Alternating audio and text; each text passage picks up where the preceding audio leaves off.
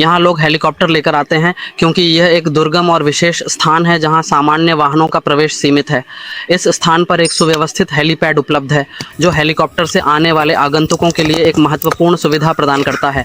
यह हेलीपैड ठीक उसी तरह का है जैसा कि प्रसिद्ध नीलगिरी क्षेत्र में देखा जाता है, जहाँ भी दुर्गम इलाकों तक पहुँचने के लिए हेलीपैड का उपयोग किया जाता है। इस समानता से यह स्पष्ट होता है कि यह स्थान भी अपनी भौगोलिक स्थिति के कारण विशेष पहुँच की मांग करता है। यहाँ पहुँचने के बाद आप नाव के जरिए आगे की यात्रा कर सकते हैं, जो इस क्षेत्र की प्राकृतिक सुंदरता और जलमार्गों का अनुभव करने का एक अनूठा तरीका है।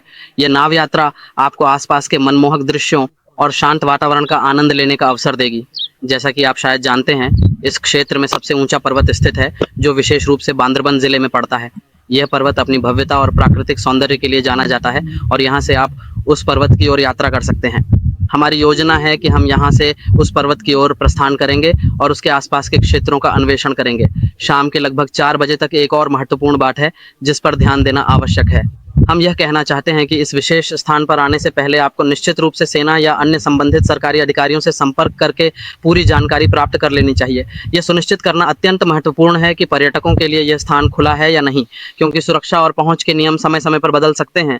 वर्तमान स्थिति यह है कि अभी तक यहाँ पर्यटकों को सामान्य रूप से आने की अनुमति नहीं है। ये एक प्रतिबंधित क्षेत्र हो सकता है या विशेष अनुमतियों की आवश्यकता हो सकती है। हालांकि मैं स्वयं यहाँ आ पाया हूँ और इसका कारण शायद ये है कि मैं अपने भाई के साथ आया हूं, जिसके पास शायद विशेष पहुंच या संपर्क हैं।